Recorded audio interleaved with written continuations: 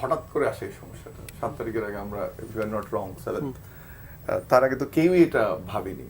আবার আমি দুঃখিত যে ওই পার্সপেক্টিভটা আনার জন্য, বাট আনতে হবেই আসলে, না হলে বোধহয় একটু সেটা অন্যায় হয়ে যাবে। সেটা হচ্ছে যে কোন পর্যায়ে রেখে গেল যে আমরা যে এরকম তেলের বন্যা শুনলাম, পাওয়ারের বন্যা শুনলাম, এত ধরনের সেট আপ শুনলাম, বা ইভেন একটা ছোট উদাহরণ যদি আমি দিই, যে সিঙ্গেল পয়েন্ট মোরিং যেটা কক্সবাজারে করা হলো, বিবিসি একটা ফ্যান্টাস্টিক রিপোর্টও আমি দেখলাম, যে সেটাতে তাহলে একটা রিজার্ভ বাড়ানো যেত। আর তেলের পরিমাণটা কত, যেটা তথ্য দিচ্ছে না সরকার, এটা একটু ঘুরিয়ে দিলেও আমার মনে একটা তথ্য পাওয়া গেছে যে নর্মালি 13 থেকে 15 লক্ষ টন ইয়ারলি করে, এবং এবছরের যে সরকার যে গতিতে এটা করার কথা একই গতিতে এই সময় পর্যন্ত এসেছে। তার মানে একটা ধারণা পাওয়া যায় যে এই পরিমাণ সরকার ইম্পোর্ট করার প্রস্তুতি ছিল এবং সেটা চেষ্টা করেছে। আরও একটা জিনিস খেয়াল রাখতে হবে যে আমাদের, উনি আরও আমার চেয়ে ভালো বলতে পারবেন, আমিও জ্বালানি বিশেষজ্ঞ না, একজন অ্যানালিস্ট হিসেবে বলছি যে আমাদের ম্যাক্সিমাম তেল সম্ভবত ক্রেডিট বাইং করতে হয়, এবং মার্কেটের রেপুটেশনও কতটা ভালো সেটাও একটা প্রশ্ন এই ফ্যাসিস্ট সরকারের আমলে শুধু না, তার আগের থেকেই ছিল। ক্রেডিট বাইং এর ইস্যুটাও কিন্তু একটা বড় প্রবলেম।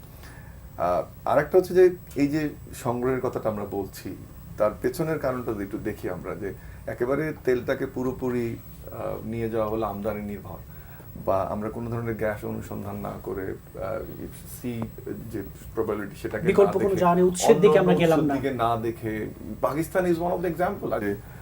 রাশিয়ার তেলের এমবার্গো থাকার পরেও যদিও এটা এক্সটেন্ড করেছে, কোরিয়ার মতো ইউএস এর এলাই বা ফিলিপিনো নতুন মার্কেট দেখছে যে তাদের লোকাল নিডটা ফুলফিল করার জন্য, সব দেশ এটা সাফার করছে। সেজন্য আমাদের যেখানে এই অস্থিরতাটা তৈরি হচ্ছে সেটা খুব স্বাভাবিক। ইস্যুটা হচ্ছে যে আমি এটা কতটা ম্যানেজ করতে পারলাম। টু থিং, যেটা প্রফেসর আসিফ শান বলেন, যে একটা হচ্ছে ফ্যাক্টটা আনভেল করা। আমি মনে করি এটা আরো স্মার্টলি বা আরো কাঠামোগতভাবে, বা আমি যেভাবে বলি যে সুন্দরভাবে মানুষের সামনে উপস্থাপন করলে ওই প্রথম দিনের যে প্যানিকটা শুরু হলো রেশনিং এর নামে, তাহলে সেটা হতো না। আরেকটা হচ্ছে যে বেশ বোধহয় 15-20 দিন হয়ে গেল বলা হচ্ছে যে অনলাইনে একটা ফ্যাক্ট শিট বা ডেটা শিট মেনটেন করা, যে কতটুকু ফুয়েল নিচ্ছে না নিচ্ছে সেটা করা, সেটা আর একটু বোধহয় দ্রুত করলে এই জিনিসটা আরো কমতো। আরও একটা জিনিস হয়েছে, যেমন আজকে এসে আমিও প্রথম জানলাম যে সংসদে যে স্টেটমেন্টটা দিল আজকে জ্বালানি মন্ত্রী, যে প্রায় 3,500-এর মতো মামলা হয়েছে, 5 লক্ষ লিটার তেল উদ্ধার হয়েছে, বা 1.5 থেকে 2 কোটি টাকা ফাইন করা হয়েছে। এই ইনফরমেশনগুলো দেয়া কিন্তু খুব গুরুত্বপূর্ণ, যে না, পুলিশ ইন অ্যাকশন। বাট আমি কিন্তু এর পর্যন্ত আমারও প্রশ্ন ছিল, আমার বাসাটা এই মুহূর্তে নীলক্ষেতে দুটো পাম্পের মাঝে, একটা নীলক্ষেত পাম্পটা একদিকে, আরেকটা হচ্ছে বাটা সিঙ্গল মোড আরেকটা। আমি সারাক্ষণই, আমরা দুজন একসাথে আসলাম, গাড়ি একটা বাংলা ডিকশনারিতে যুক্ত হলো। আমার ধারণা সেটা হচ্ছে বট বাহিনী, তারা দেখবেন যে উল্টো ন্যারেটিভটা বা উল্টো খবরটা ছড়িয়ে দিয়ে এক ধরনের আতঙ্ক তৈরি করা হচ্ছে। জাস্ট 30 সেকেন্ড শেষ করি। আবার আরেকটা জিনিস দেখেন, পলিটিক্যালি বলা হচ্ছে যে এখানে এই মজুদদার যারা বা যারা চোরাচালানি, তাদের সাথে পাম্পগুলোর একটা কলিউশন হতে পারে। তাই কেসগুলোকে আমরা ধরি, আমরা নিউজ করাই, আমরা কন্টিনিউয়াস প্রেস রিলিজ দেই, মিডিয়াতে এটা যাক, তাহলে দুটো জিনিস হয়। একটা হলো মানুষও বুঝতে পারবে যে government in action, and secondly যারা এগুলোর সাথে যুক্ত তারাও একটা থ্রেট পাবে। আর একটা ফাইনাল পয়েন্ট হচ্ছে যে বলা হচ্ছে যেটা পলিটিক্যাল কিছু এলিমেন্ট আছে, কিছু কিছু মোটরসাইকেল তারা রেগুলার ঘুরে ফিরে তেল নিচ্ছে এবং ওই তেলটা বাইরে বিক্রি করছে। এবার আমি নিজেই, আমার ড্রাইভার গত পরশুদিন আমাকে বললো যে 400 টাকা করে লিটার হলে you can have oil any time. তাহলে নিশ্চয়ই কোনো না কোনো একটা ঘটনা ঘটছে। তার মানে শুধুমাত্র জ্বালানি মন্ত্রণালয়কে আমি ব্লেমটা না দিয়ে আমি যেটা দেখতে চাই যে স্বরাষ্ট্র মন্ত্রণালয়ের সহ যে অন্যান্য সংস্থাগুলো, পার্টিকুলারলি আইন শৃঙ্খলা রক্ষা করে পরিকল্পিতভাবে শেষমেশ সরকার দাম বাড়ালো। এবং আপনি কি মনে করেন কিনা এখানে ব্যবস্থাপনার একটা বড় ঘাটতি আছে? ওয়েল, নাহিদ ইসলাম যেটা বলেছেন উনি ওনার মতো করে বলেছেন, আমি আমার মতো করে বলি। প্রফেসর মামুন যে কথাটা বলেন, আমি ওনার সঙ্গে কিছুটা এগ্রি করি এই অর্থে যে আমিও নতুন সরকারের প্রতি জুলুম করতে চাই না, অবিচার করতে চাই না। বাট আমি কিছু প্রশ্ন তুলতে চাই। প্রশ্ন হচ্ছে, আপনি যে শব্দটা ব্যবহার করলেন সেটা it's a management issue. Absolute it's a management issue. আপনি আজকে আমরা কেন ধরে নিচ্ছি যে জ্বালানি তেলের দাম বাড়ার কারণে পাম্পে লাইন থাকবে না? অবশ্যই থাকবে। শুধু এটা ডিমান্ড এবং সাপ্লাই জনিত কারণে জ্বালানি তেলের দাম বাড়ানো হয় নাই। আপনারা হয়তো জেনে থাকবেন যে অর্থমন্ত্রী এরই মধ্যে ওয়াশিংটনে আইএমএফের সঙ্গে বৈঠক করে এসেছেন, এবং আইএমএফের কিস্তি ছাড় পাওয়ার জন্য যেটা করার দরকার, জ্বালানি তেলের দাম অবশ্যই সমন্বয় করতে হবে। আদারওয়াইজ আইএমএফ তার পরবর্তী কিস্তি ছাড় করবে না, প্রথম কথা। দ্বিতীয় কথা হচ্ছে যে আমি এটা বলি, একটা শুকর আলহামদুলিল্লাহ বলতে হবে যেটা 20 টাকা বেড়েছে। এই গভর্নমেন্ট থাকা অবস্থায় আপনি দেখবেন যে তেলের দাম কোথায় যায়, অন্তত আরও এই গভর্নমেন্টের মেয়াদকালে 4বার তেলের দাম বাড়াতে হবে, কারণ এনার্জি ক্রাইসিসটা কিন্তু থামবে না। এটা মনে করার কোনো কারণ নাই যে ইরান ওয়ার শেষ হয়ে গেলে চট করে এটা শেষ হয়ে যাবে, না, এটা রেশ শেষ থেকে হবে না। থেকে যাবে। এটা রেশ থাকবে। বেশ কিছু অয়েল ইনফ্রাস্ট্রাকচারে হামলা হয়েছে, পাল্টাপাল্টি হামলা হয়েছে, এবং গালফ কান্ট্রিগুলো তারা যখন এগুলোকে রিবিল্ড করবে, তাদের প্রায়োরিটিস থাকবে তাদের অ্যালাই যারা, তাদেরকে সেগুলো সাপ্লাই করা। বাংলাদেশের মতো দেশের জন্য সাপ্লাই করে এটা তাদের কি প্রায়োরিটিসের মধ্যে থাকবে না। হ্যাঁ, সো এই বিষয়গুলো আমাদেরকে মাথায় রাখতে হবে। আরেকটা বিষয় যেটা হচ্ছে যে একটা দেশের ডেভেলপমেন্ট ইন্ডিকেটরসের মধ্যে আপনি যদি প্রথম দেখেন, সেটা হচ্ছে এনার্জি সিকিউরিটি। যে দেশের এনার্জি সিকিউরিটি নাই, সে দেশ কখনোই ডেভেলপমেন্টের দিকে যেতে পারবে না। আদার্স ইন্ডিকেটরসও আছে, like infrastructure, law and order, governance, but energy security আপনাকে বিদ্যুৎ এবং গ্যাসের নিরবিচ্ছিন্ন সরবরাহ করতে হবে। কিন্তু এই জায়গাটি তো আমরা দেখেছি সব বরাবর এবং আমি অবহেলিত থেকে গেছে। I am very sorry to say যে আমি এই গভর্নমেন্টের এনার্জি সিকিউরিটি এনশিওর করার কোনো বড় আকারের পরিকল্পনা দেখছি না। তারা ছোট ছোট করছেন, কৃষক কার্ড, হেলথ কার্ড, এই, হ্যাঁ, কিন্তু আমার আগামী 5 বছর এনার্জি ডিমান্ড কোথায়? প্রফেসর মামুন বললেন যে আমরা একটা সিঙ্গেল সোর্স, আমার বাসায় 5 লিটার উদ্ধার করে ওটা দিয়ে তো হবে না। অল এই যে আপনি পেট্রোল পাম্পের মালিকদেরকে যদি দেখেন, দে আর পলিটিক্যালি কানেক্টেড। আপনি ঢাকা শহরে কে কয়টা পলিটিক্যালি কানেক্টেড আমি আপনাকে বলে দিতে পারবো, এখনই নাম বলে দিতে পারবো, কিন্তু সেখানে কোনো কিছু হবে না। শুধু জনগণের উপর দায় চাপিয়ে দেওয়া, আপনারা তেল কম কিনবেন, বেশি হয়ে যাচ্ছে, মোটরসাইকেল ঘুরে বেড়ায়, তারা হ্যাঁ তেল নিয়ে যাচ্ছে। This is not like that. আর তথ্যের যে ব্যাপারটা, এটা প্রফেসর আসিফ সাহান বলছেন যে, আমি গতকালকে আজকের পার্লামেন্টে একটা কথা বলি, বিদ্যুৎ মন্ত্রী তিনি বলেছেন যে বাংলাদেশে নাকি এখন 12 বছরের গ্যাসের মজুদ আছে, না, এই কথা বলেছি, এবং মজুদ হচ্ছে 7.63 ট্রিলিয়ন ঘনফুট। ইটস অন রেকর্ড, উনি পার্লামেন্টে বলেছেন। আজ থেকে 20 বছর আগে 20শে জানুয়ারি তৎকালীন বিদ্যুৎ মন্ত্রী তিনি পার্লামেন্টে বলেছেন, নসরুল হামিদ, যে বাংলাদেশে গ্যাসের মজুদ হচ্ছে 10.63 ট্রিলিয়ন ঘনফুট এবং এটা দিয়ে 11 বছর চলবে। তো 11 বছরের মধ্যে অলরেডি কিন্তু 6 বছর শেষ, 5 বছর। তাহলে আমি এখনও এসে কি করে বলি যে আমার 12 বছর চলবে? বিডি রহমতুল্লাহ, আপনাকে দিয়ে আবার শুরু করতে চাই। আকবর হোসেন বলছিলেন যে অনেকটা লেজে গোবরের মতো অবস্থা। আমি প্রশ্নটা এভাবে রাখতে চাই, আসলে দিন শেষে এই সংকটের সমাধান কোথায়?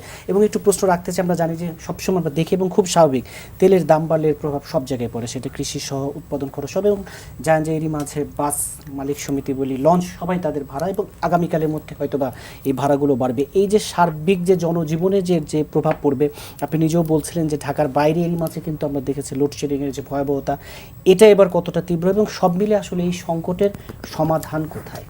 সমাধানটা পরে, সংকট কিন্তু আরও আছে। এই যে প্রশ্ন হচ্ছে যে জ্বালানি এমন একটা জিনিস, বাংলাদেশকে, যে কোনো দেশকে চলতে গেলে জ্বালানিটা লাগবেই।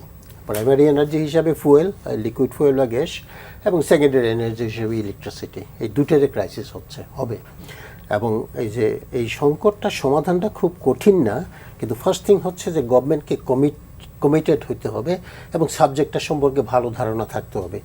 এখানে ভুটান এবং নেপাল ছাড়া রিনিউয়েবল এনার্জি, বিশেষ করে সোলারটা, বাংলাদেশ একেবারে নিচে, তলানিতে। শুধু নেপাল আর ভুটান, ওরা এতটা আগায় না, ওদের দরকার অত না, হাইড্রো আছে ওদের। কিন্তু আমরা আজকে একটা স্টেটমেন্ট দেখলাম, আজকে অথবা গতকাল দিছে, আমরা 2030 সালের ভিতর 10,000 মেগাওয়াট সোলার বানাবো।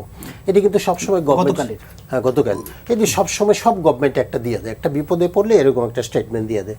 কিন্তু প্রশ্ন হচ্ছে সোলার যে বানাবে 10,000 যদি বানায়, গভর্নমেন্ট প্রথম দিক থেকে আসা, কারণ এখানে বিএনপি একটা ধারণা দিয়েছিল আমাদের যে ওদের একটা ওয়েল অর্গানাইজড রিসার্চ সেল আছে, অনেক কিছু তারা করতেছে। একজন ভদ্রলোক বনানী, আমার বাসার পাশেই থাকে, সে আমাকে ফোন করলো একদিন যে আপনি, আপনার কথা তো শুনতেছি, আপনি একটু বসবেন কেন, যে আমাদের মিডিয়া সেল, আমরা এনার্জি নিয়ে ডেভেলপ প্ল্যান করছি।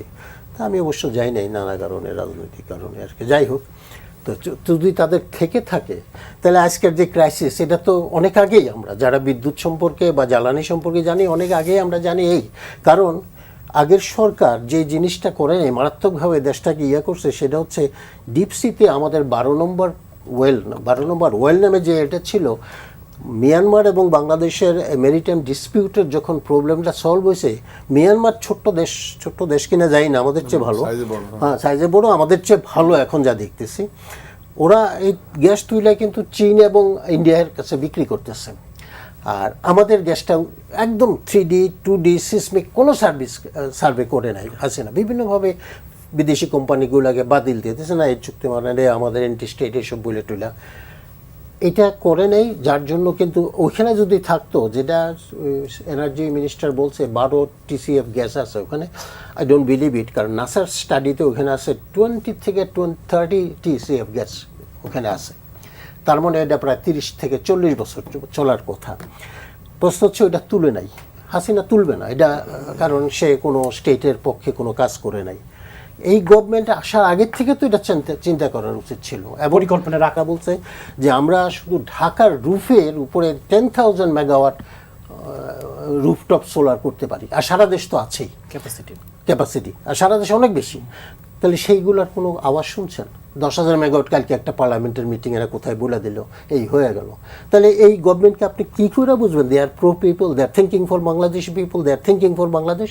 No, they are never thinking. এবং আই ডোন্ট বিলিভ, আমি তো এই গভর্নমেন্টের সঙ্গে কাজ করছি, আই নো দেম।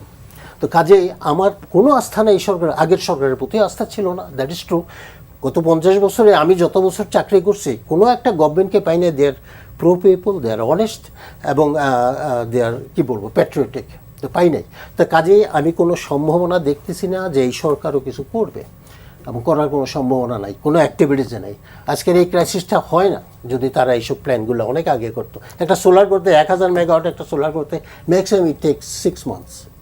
তো তারা এই স্টেপগুলো নিলে তো আমরা বুঝতে পারতাম যে we are getting solar power very soon. অধ্যাপক আসিফ এম শান, এই যে পরিকল্পনার বড় ঘাটতি দেখছেন ও মানে সার্বিক আমাদের বিদ্যুৎ জ্বালানি খাত এবং এই দাম বৃদ্ধির যে প্রভাব জনজীবন সহ সামগ্রিক জীবনযাত্রায়।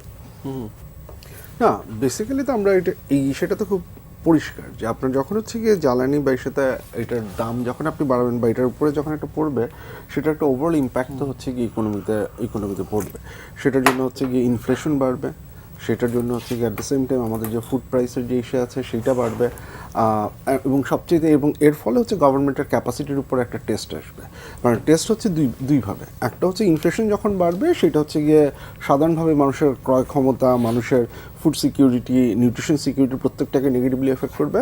এবং অ্যাট দ্য সেম টাইম আরও যে জায়গাটায় এসে আসবে সেটা হচ্ছে যে আপনার যে সোশ্যাল সেফটিনেট যে প্রোগ্রামগুলো আছে সেই প্রোগ্রামগুলো তখন হচ্ছে কি ক্রাইসিসটা যখন হচ্ছে বাড়তে থাকবে সেটাকে অ্যাড্রেস করতে পারবে কিনা সেই কোয়েশ্চেনটা সিগনিফিকেন্টলি চলে আসবে। এবং যেহেতু সরকার হচ্ছে ফ্যামিলি কার্ড এবং অন্যান্য অনেক কিছু হচ্ছে গিয়ে চালু করছে, সো এসেনশিয়ালি হচ্ছে গিয়ে সেগুলোর একটা বড় টেস্ট হবে এটা আসলে এটাকে কতখানি কাভার করতে পারছে। শুধু তাই না, যে অ্যাট দ্য সেম টাইম বরং আমি যে ফ্যামিলি কার্ড এবং অন্যান্য জায়গাগুলোর কথা বলছি সেখানে আরও একটা ব্যাপার, যে কারণ গভর্নমেন্টের যে প্ল্যান, যেই সেফটি নেটের যেই ডিজাইনটা বা যেটা ইস্যু করছেন সেটার জন্য যে পরিমাণ বাজেটারি এর একটা ইমপ্লিকেশন আছে। যখন আপনার যখন হচ্ছে গিয়ে এই জায়গাটা ইকোনমির উপরে ইম্প্যাক্ট পড়বে, তো তখন হচ্ছে আপনি এই আপনার যে ইলেকটোরাল প্রমিস যেগুলো আছে, ইলেকটোরাল কমিটমেন্ট যেগুলো আছে, সেই জিনিসপত্রগুলো আপনি ঠিকঠাক মতো করতে পারবেন কি না সেই জায়গাতে হচ্ছে গিয়ে পড়বে।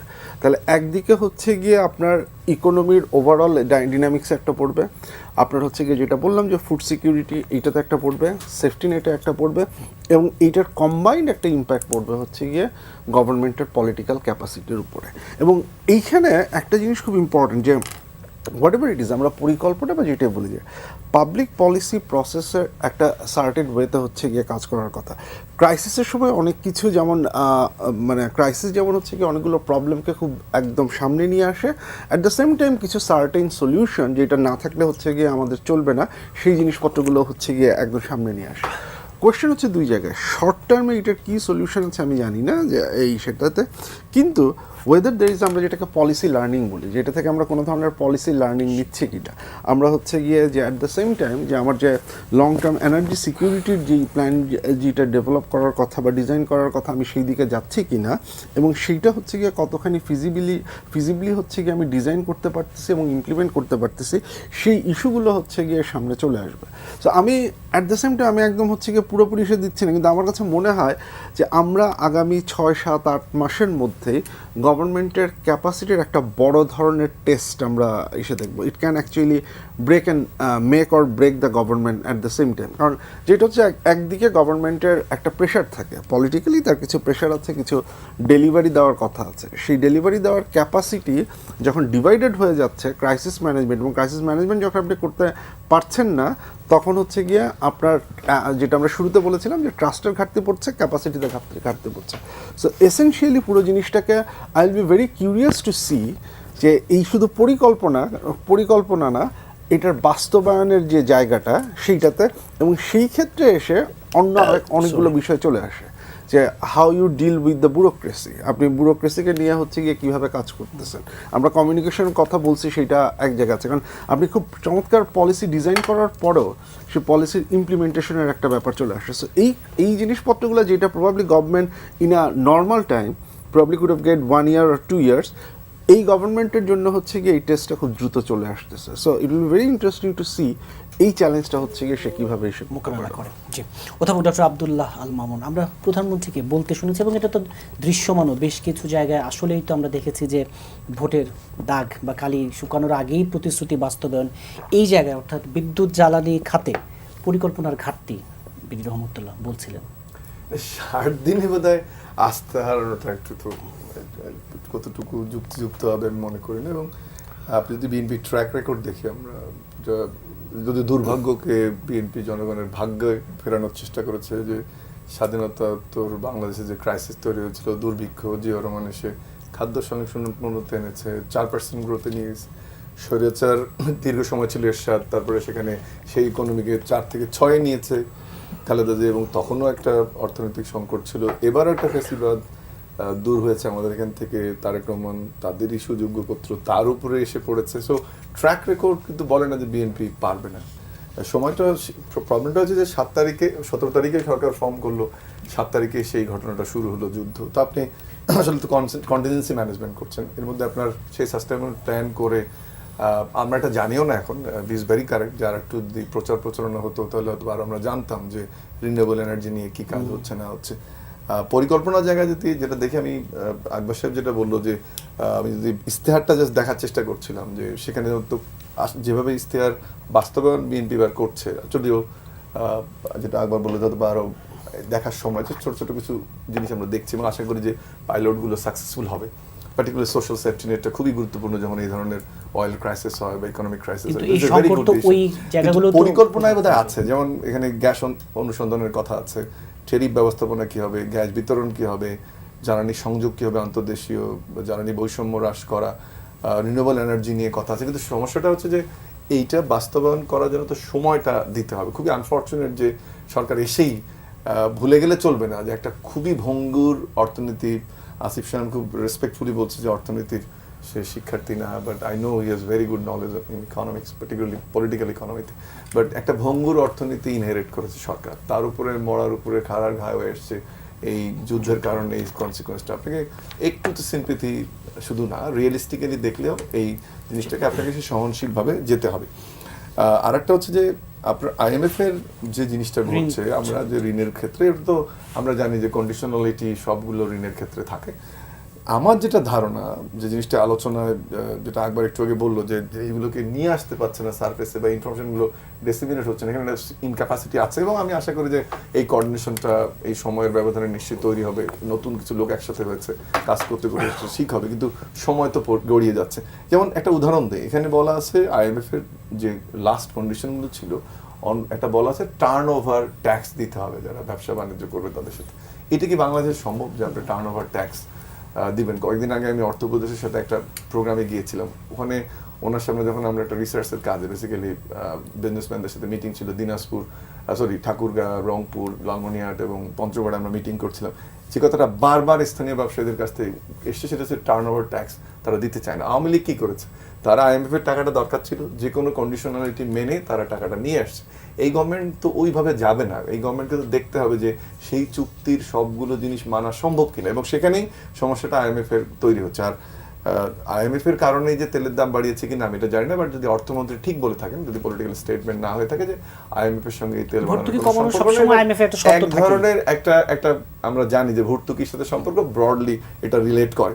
আরেকটা হচ্ছে যে এই আমরা যে সমুদ্র থেকে গ্যাস উত্তোলনের কথা বলছি বা অন্যান্য সোর্স থেকে কথা বলছি, আমার ধারণা যে এটা একটা লেসন, যেটা উনি বলছেন he is very much correct, যে শিক্ষা এই 60 দিনে এই জায়গাটাতে আমি একটু দ্বিমত করি, খুব রেসপেক্টফুলি একটু সময় দিতে পারছি না, যে হ্যাঁ কিন্তু এটা জরুরি যে এই কাজগুলো করতে হবে, যে আমাদের রিজার্ভ বাড়াতে হবে, অপশন তৈরি করতে হবে। মিয়ানমার পারলে আমরা কেন পারবো না? যদি শেখ হাসিনার মতন ফ্যাসিস্ট তার ব্যবসায়িক অলিগার্ড শ্রেণী ডেভেলপ করার জন্য গ্যাসের কূপ সন্ধান করে না থাকে, বা নতুন সোর্স না তৈরি করে থাকে, কেনার দিকে মনোযোগ থাকে, টার্মিনাল এলএনজি টার্মিনাল নির্মাণের দিকে মনোযোগ থাকে, সেটা তো এই সরকার করলে ঠিক হবে না। কিন্তু আস্থাটা রাখতে হবে, মনে রাখতে হবে যে বিএনপি যেভাবে শুরু করেছে, বা তারেক রহমান ছোট ছোট কিছু পরিবর্তন হলেও যেভাবে চিন্তা করছে, যেভাবে আস্থাটা কাজ করার রাখা। চেষ্টা করছে, আস্থা 60 দিনে হারানোটা বোধহয় ঠিক হবে না। জি, আকবর হোসেনের যে কথা হচ্ছিল যে এই সরকারকে একেবারে দায়িত্ব নেওয়ার শুরুতেই আগামী কয়েকটা মাস অন্তত সক্ষমতার একটা বড় পরীক্ষায় দিতে হবে, উত্তীর্ণ হতে হবে।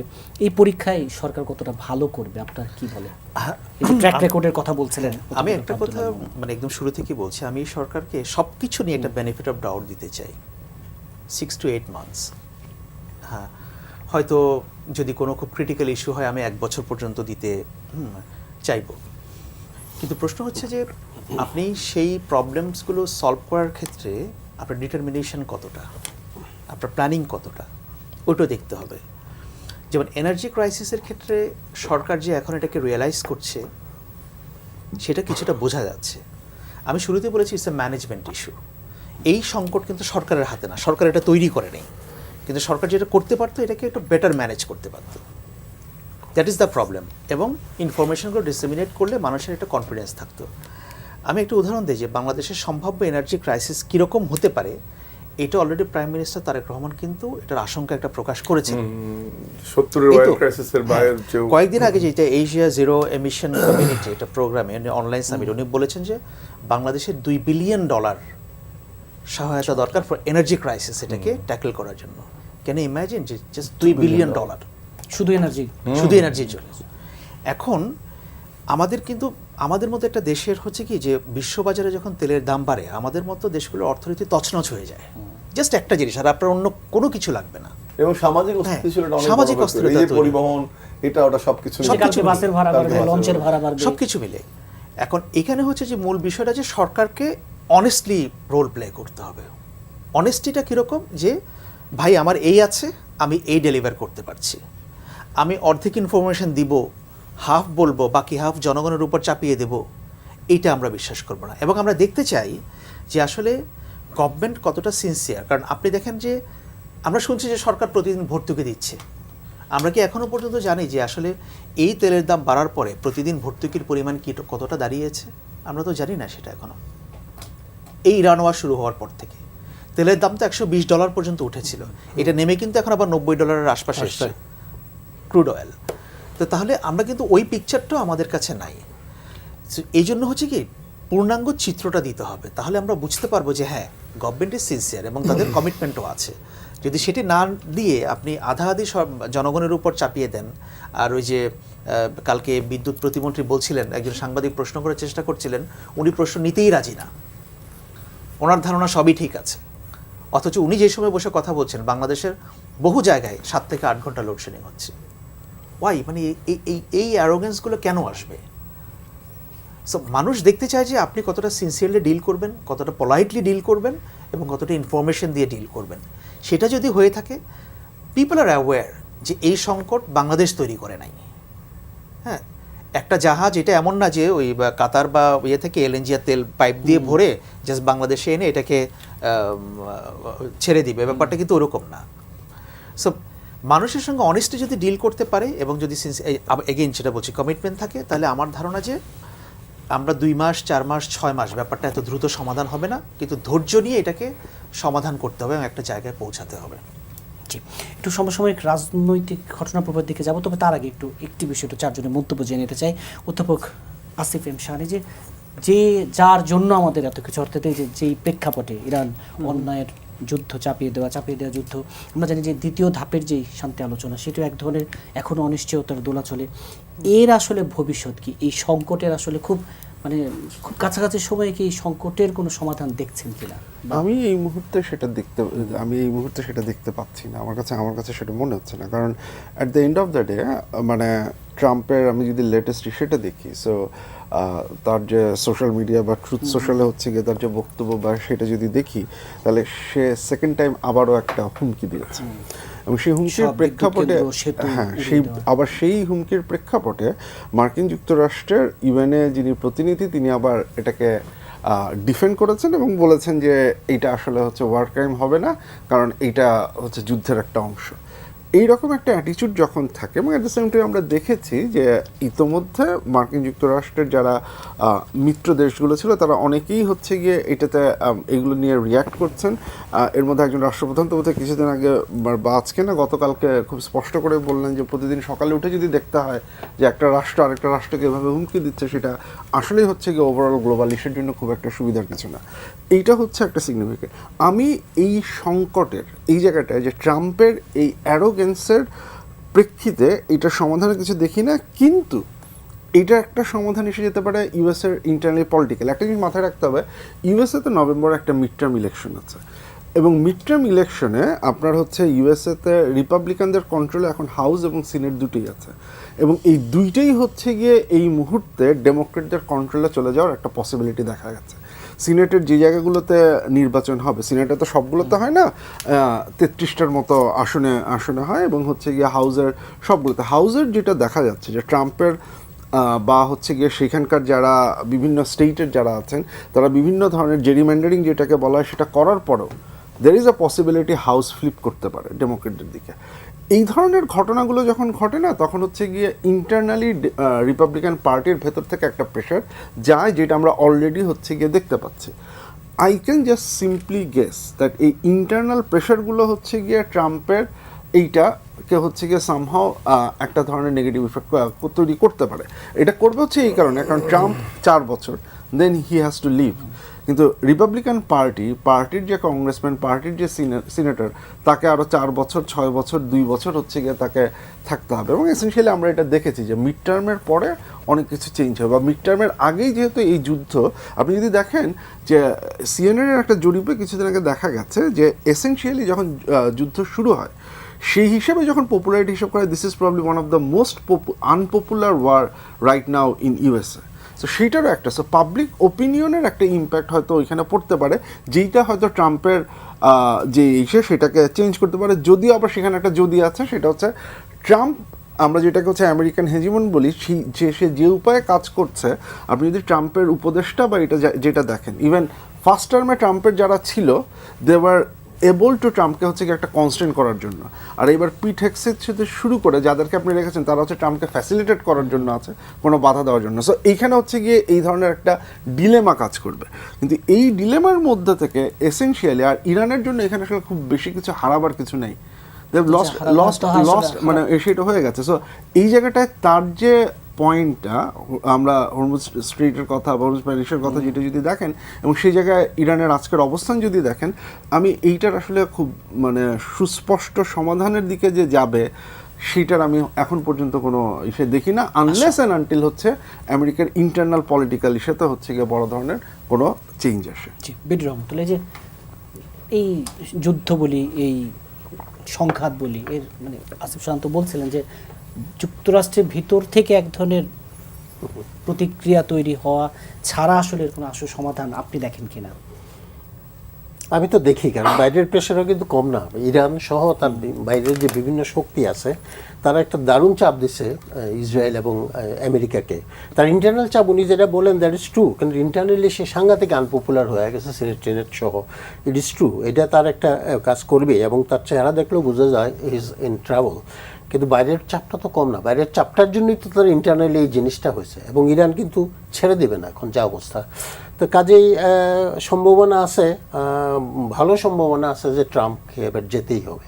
তো কাজেই আমি অ্যাটলিস্ট আমি ফিল করি যে আমেরিকা বহু অত্যাচার করে মাদুরোকে তুলে নিয়ে গেল, কিউবাকে থ্রেটেনিং দিল, ফিনল্যান্ড তার দরকার আছে।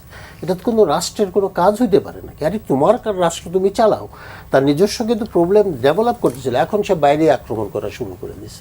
তো ভাগ্য ভালো যে ইরান এই প্রিপারেশনটা যে তার এরকম, এটা তো ধারণার বাইরে। তো সাংঘাতিকভাবে প্রিপারেশনে নেয় নাই, আমেরিকাকে একটা ইচ্ছা মতো শিক্ষাও দিচ্ছে। তো কাজেই আই এগ্রি যে হ্যাঁ, ইন্টারনাল চাপ থাকতেছে, বাইরের চাপও, ইরানের চাপটা কিন্তু কম না, এবং এটা তাকে সরাই দিতে আমার মনে হয় একটা ভালো পজিশন ক্রিয়েট হয়েছে। জি, আকবর হোসেনের যে যুদ্ধ সংঘাত কতটা প্রলম্বিত হবে এবং খুব শিগগিরই কোনো মানে সংকটের সমাধান দেখেন কিনা? একটু আগে তো যেটা দেখলাম যে সিএনএন একটা রিপোর্ট করেছে যে market vice president JD Vance যাচ্ছেন এবং না। তার টিম নিরাপত্তার আগামী জন্য। মঙ্গলবার ওনারা হয়তো ইসলামাবাদ পৌঁছবেন আচ্ছা, সেকেন্ড রাউন্ড অফ আপডেট তাহলে। টক্স। কিন্তু যদিও ইরানের স্টেট যে নিউজ এজেন্সি ওরা বলছে না এই ধরনের কোনো কথাবার্তা না দেশে যে আমরা পাঠাবো না হ্যাঁ। সেন্ডিং হ্যাঁ, না আমি সিএনএন এরটা বলছি ও, কিছু CNN পরে। এরটা আছে। হ্যাঁ, তো ইরান এটা কনফার্ম করে নাই। আবার অন্যদিকে ট্রাম্প বলছে যে যদি একটা পিস ডিল না হয় তাহলে আবার একই কথা যে ইরানকে গুড়িয়ে দিবে। বিদ্যুৎ কেন্দ্র, সেতু সব একবারে। এখন প্রশ্ন হচ্ছে যে এখানে পিস ডিলটা যেভাবে আটকে আছে যে ইরান চায় এখানে লেবাননকে ইনক্লুড করতে, কারণ লেবানন হচ্ছে ইরানের একটা ভেরি ইম্পর্টেন্ট প্রক্সি, এবং অন্যদিকে ইসরায়েল চায় যে পার্ট অফ লেবানন তারা কন্ট্রোল করবে, অলমোস্ট 1/3 অফ লেবানন তারা কন্ট্রোল করবে, ওখানে তারা কোনো ছাড় দেবে না। তো এখন আমেরিকা তো লেবানন প্রশ্নে আলাদাভাবে বসিয়েছে লেবানন এবং ইসরায়েলকে, সেটার আউটকাম কী হয় সেটা দেখতে হবে। তবে এখানে যেটা হচ্ছে যে এই যুদ্ধটা থামবে কয়েকটা বিষয়তে। প্রথম কথা হচ্ছে গালফ কান্ট্রিগুলো কী চায়, তারা কি সৌদি, reaction দেয়? ইউএই তারা কি চাচ্ছে, এটা একটা বড় প্রশ্ন। সেকেন্ড থিং হচ্ছে যে ইরান এটাকে কতদূর ড্র্যাগ করতে পারবে, কারণ অলরেডি আমেরিকা যেভাবে ইরানের পোর্টগুলোকে ব্লক করেছে, সো ইরানও পাল্টা হরমুজ ব্লক করে আছে। সো এটা যদি পাল্টাপাল্টি এই ব্লকেটের মধ্যে চলে তাহলে এটা কিন্তু ইরানের জন্য, ইরানের কিন্তু এখন সবচাইতে বার্গেনিং